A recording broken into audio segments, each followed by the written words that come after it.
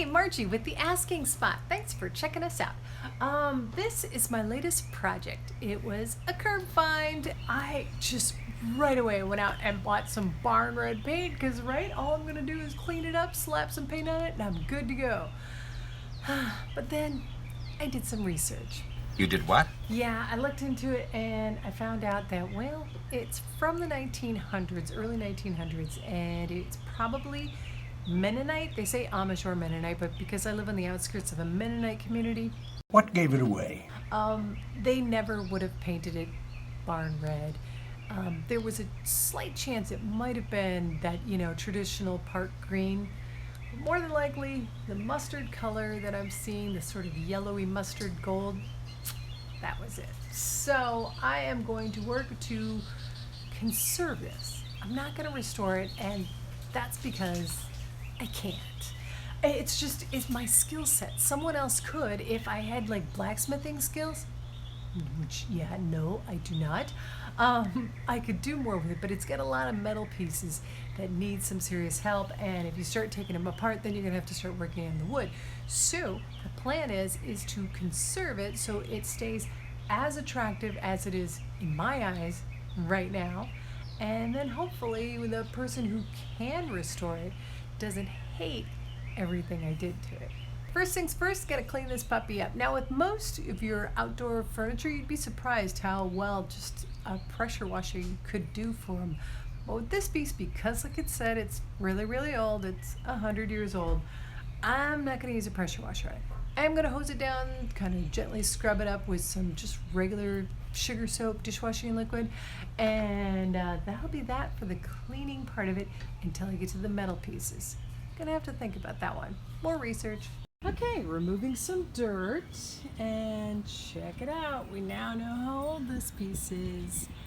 And it looks like an R, an A maybe is the other initial, but that looks like a 1934 to me. And that's pretty cool, so it's not quite 100 years old, but let's make sure it gets there. The cleaning continued. I moved on to just a typical scrubby brush with the plastic bristles, and I also used a cleaning sponge, the ones with the scrubby green side. I used that to continue cleaning it. Where's the footage? Well, because it was going to be a lot of this. A bear. Me looking very bear-like over this thing. I decided, not worth filming. Now, moving on to trying to do some finer detailed cleaning. Now, I'm going to have to fix the numbers, the dates on there, because Crows. a little bit of it too much off, so that's going to come up later. Right now, I'm working on just working the metal and the wheels. I'm using a scraper. I'm trying to be pretty gentle with it, and I'm also going to move into some of these brushes for the metal parts, as well as some sanding paper.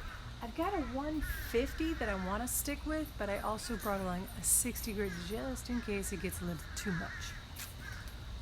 When trying to restore the handle, I came across a problem that was caused by the prior person who tried to restore the handle. Now, they did a really cool thing. They used some metal cleats on either side of it, and they did a great job lining it up this way, but they forgot to line it up this way, so that's why there was a gap in it again. I've added the wood glue. It's something that a future restorer can go ahead and deal with my wood glue and not really hate me. What were you thinking? But it shouldn't be too much of a problem for them to work through my issues. The metal cleats, though, if I tried to do it myself and bring it back to the wood glue only and take the metal cleats out, I'd leave holes in the wood, and I actually kind of think that metal cleat repair kind of dates it somewhere else in time too. So I'm gonna leave it as is, because again, I'm trying to conserve it. I'm not trying to restore it. So don't want it to get any worse. Just want it to maintain. I think that's like a life goal. Next, I'm going to be working with my nemesis, steel wool. I know for most people that seems really ridiculous, but for me, it's just Ew! it messes with me, something fierce. First things first, fairly early in the morning, not too early because I didn't want any dew, but I want the low humidity because I am going to tackle, with the steel wool and some vinegar, a wash of all the metal pieces. I just want to get past the orangey rust and get back to the darker patina. Now, I'll have a link in the description below to some folks that really can explain this a lot better and know how to handle metal much better. And yeah, I'll say it again, I'm not a blacksmith. I don't know how to work with the metals. That's why I'm not taking this whole thing apart and restoring it, because too many pieces would be lost, damaged, and I would have to do some sort of handmade replacements, and I don't have the skill set. So here goes with the vinegar wash. First, the important thing about having it in a low humidity is I'm doing this because when you do this wash, you need to right away get it rinsed off and dried. And if it was really humid, it wouldn't dry, and I'd be right back where I started. I'm embarrassed by how long it took me to figure out that I could elevate this piece and save my back. You're so smart. All right, here's what I'm moving on to. Before I do the sanding or anywhere else with this piece of wood, I want to protect the metal that I have just cleaned and dried. Now, originally, I went and got this. This is Spar Urethane.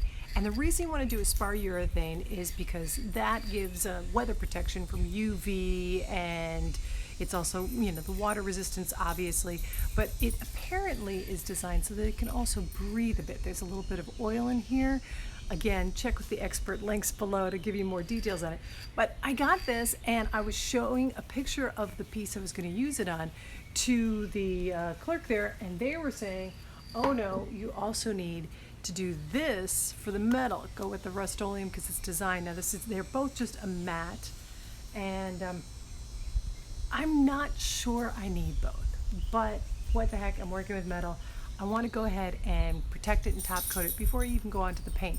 It's that affected by any moisture that might be in the air, and it's getting later in the day, so I'm a little worried about the humidity picking up.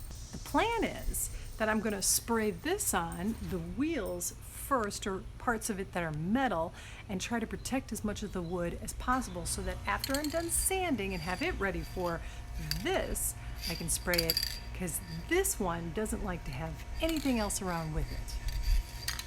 I think we've got this video's theme.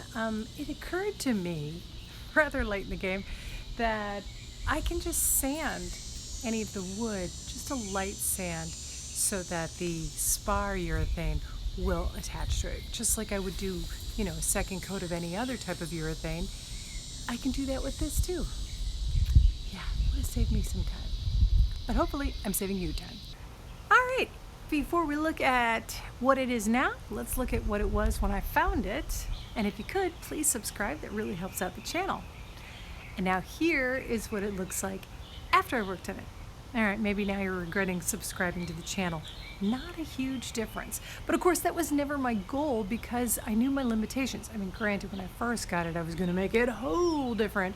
But then I started looking into how old it was, and I thought, if I can't restore it to what it was, I'm at least going to preserve it as it is. So maybe somewhere in the future, someone could restore it to what it was. I just don't have the skills in the metal work to make, from scratch, the nails that would be appropriate and everything appropriate for it. To restore it with new modern pieces wouldn't be doing it justice. So now it's been conserved, and now this is where it stays at our house. It is on our front porch, so it's covered, and it's still lower, so if we get a lot of rain coming up, it might be a problem, but I don't think it'll be too bad off. Thanks so much for watching. Got bloopers next. Really benefit just from a pressure wash. Wonder where those folks are flying to. And I just was like, blah, blah, blah, blah. Another plane. Bye-bye. I can continue to enjoy it as it is, and when it's time to move on to someone else, then I'll say, hey, that's my puppy. I've got links to them below, even though I'm pretty sure if you were looking for metalwork stuff, this is not the first video that's going to show up in your search engine.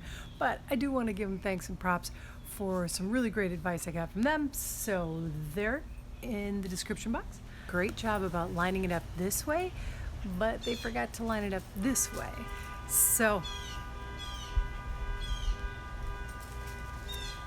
car alarm issues? The finest grade steel wool you can get, that's what I'm going to use, and just saying it kind of makes my teeth. Help! You need help! I will be wearing gloves.